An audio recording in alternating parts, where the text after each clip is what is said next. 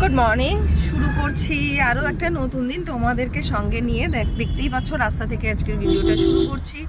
আর রাস্তায় অপেক্ষা করছে অনেকে আমার জন্য, তাদেরকে সঙ্গে নিয়ে যাব, সারাটা দিন মজা করে কাটাবো। কোথায় যাচ্ছি, কি করছি, কাদের সঙ্গে যাচ্ছি সেটা দেখতে হলে থাকতে হবে আমার সঙ্গে। তো চলো তাহলে সঙ্গে থাকো। অনেক দিন বাদে টেনশন আর খারাপ প্রতিকূল অবস্থা পার করে ফিরে এসেছি আবারও তোমাদের মাঝে। আজকের দিনটা একদম নিজের মতো করে আনন্দ করে কাটাবো কিছু নতুন বন্ধুদের সঙ্গে। ওই যে দূরে দুজন দাঁড়িয়ে রয়েছে, আজ ওদের সাথেই কাটবে সারাটা দিন। চলো দেখে নাও।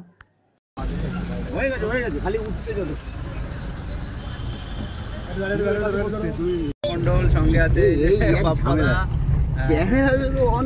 চলে এসছে, আর এই যে সাগরদা আছে, সামনে আছে ঝুমদি আছে। তো যেরকমটা তোমাকে বলেছিলাম যে ওয়েট করছে মেরে তিন আনমোল রতন, সাগর, সৃজন আর আমার ওয়ান অ্যান্ড অনলি শিষ্য। চলো। Thank you. আমার ভাই আমাকে নিউ ইয়ারে পুরনো ঘড়ি গিফট করেছে। ঠিক আছে, তো চলো এবার দেখতে থাকো কোথায় যাচ্ছি। তো এই মুহূর্তে আমরা দাঁড়িয়েছি কালীনারায়ণপুর, হাই রোডে ওঠার আগে এই জায়গাটায়। তোমরা জানো এর আগেও আমি আমার অনেক ব্লগে এখানে দাঁড়িয়ে চা খেয়েছি। আজ আবার এসেছি সেই সোমেনদার চায়ের দোকানে।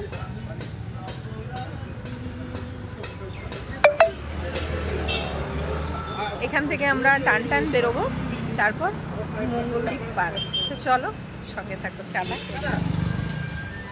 জীবনের খেয়াতরি বাইতে গিয়ে প্রতিটি মোড়ে প্রতিটি বাঁকে পরিচয় হয়েছে নতুন নতুন কিছু মানুষজনের সঙ্গে। আত্মীয় প্রসঙ্গে আমি কোনো কথা বলতে চাই না, তার কারণ তারা কোনোদিনই আমার গুডবুকে ছিল না। তবে বন্ধু হিসেবে কখনো কখনো যারা জীবনে এসেছে তারা ব্যবহার করে ছুঁড়ে ফেলে দিয়েছে। আর আমি সমৃদ্ধ হয়েছি অভিজ্ঞতায়। চিনতে শিখেছি মানুষ, বুঝতে শিখেছি কেউ আপন নয়, সবাই পর। ব্যবহার করা হয়ে গেলে টান মেরে ছুঁড়ে ফেলে দেবে আর পিঠ পিছে বদনাম করবে। আজকাল রক্তের সম্পর্কের মানুষগুলোই নিজের হয় না, আর সেখানে যাদের সাথে রক্তের সম্পর্ক নেই, দিদি বলে ডাকলেই ভুলে যেতে নেই। ভাবতে হয় এর পিছনে রয়েছে বড় কোনো অভিসন্ধি। স্বার্থ ফুরালেই বেরিয়ে আসবে দাঁত, নখ। কথা বলতে বলতে আমি পৌঁছে গেছি আমাদের আজকের গন্তব্যে। আজকে রবিবার, আর শীতের প্রায় শেষের দিকে আমাদের ফেসবুক ক্রিয়েটর কমিউনিটি থেকে একটি পিকনিকের আয়োজন করা হয়েছে।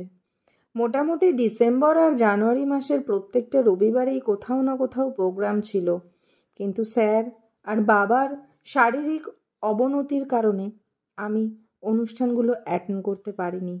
আজ মোটামুটি দুজনেই সুস্থর দিকে, তাই চলে এসেছি নিজের জন্য একটু সময় কাটাতে। ক্রিয়েটর মিট আপগুলোতে আসা মানে নতুন নতুন ক্রিয়েটরদের সাথে যেমন পরিচয় হয়, পুরনো কিছু বন্ধু যাদের সাথে দীর্ঘদিন দেখা নেই, সাক্ষাৎ নেই, তাদের সাথেও কিছুটা সময় নিশ্চিন্তে কাটানো যায়। প্রথমেই আমরা চলে এসেছি সকালবেলার ব্রেকফাস্ট নিতে। এখানে দেখো ছেলেরা লেগে পড়েছে ব্রেকফাস্ট প্যাক করতে। ব্রেকফাস্টে ছিল লুচি, আলুর তরকারি আর একটা নতুন গুড়ের রসগোল্লা।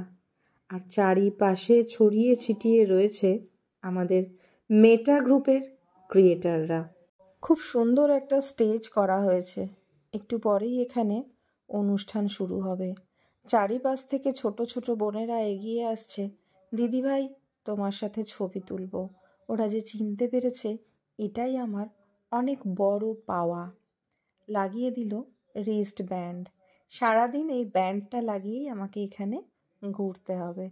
সৃজনকে পেমেন্টটা করে দিলাম, আর এবার সবার সাথে একটু গল্প করব, পরিচয় করব। অপেক্ষায় আছি শামীম ভাইয়ের জন্য। অবশেষে দেখা মিলল সেই বিখ্যাত ব্যক্তি, আমাদের সকলের প্রিয় শামীম ভাই। শামীম ভাই খুব প্রিয়, খুব পছন্দের, খুব কাছের মানুষ। কিন্তু এখানে আমি আর সৃজন ব্রেকফাস্ট কালেক্ট করছি। সবাই জানতে চাইছে সৃজনের হাতে অতগুলো প্যাকেট কেন। না না, ব্যাপারটা এরকম নয়। এখানে সাগরের আরেকজনের প্যাকেট ও ক্যারি করছে মাত্র। চারিদিকে সবাই ব্রেকফাস্ট করে নিচ্ছে।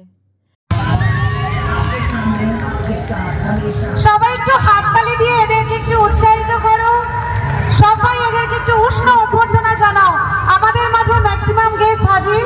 এখনো মিন্টু দাদা ভাই আসছেন, উনি অন দ্য ওয়েতে।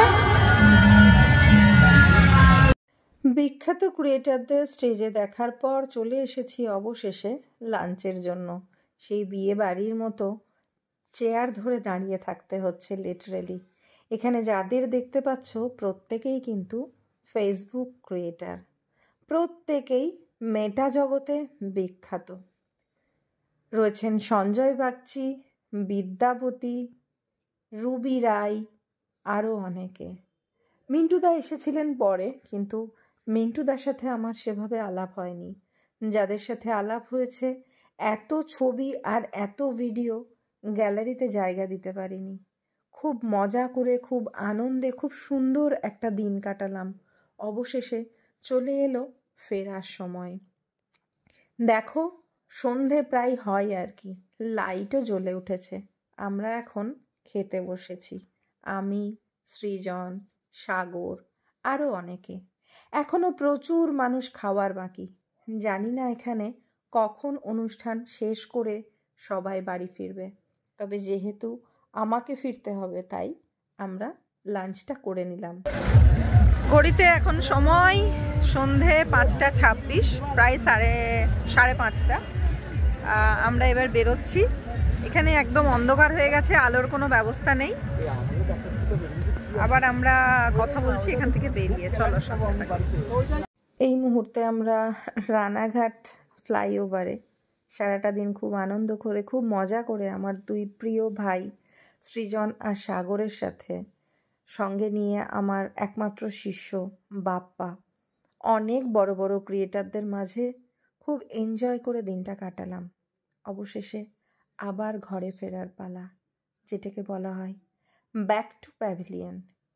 এভাবেই তোমরা আমার সঙ্গে থেকো, আমার ভিডিওগুলো দেখতে থেকো।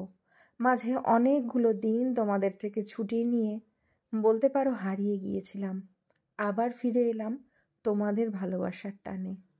প্রচুর পরিমাণে ভালোবেসে তোমরা কাছে টেনে নেবে আমি জানি। তাহলে দেখতে থাকো ঝুম সুস্মি ব্লগ চ্যানেল। আজ তাহলে এটুকুই, টাটা।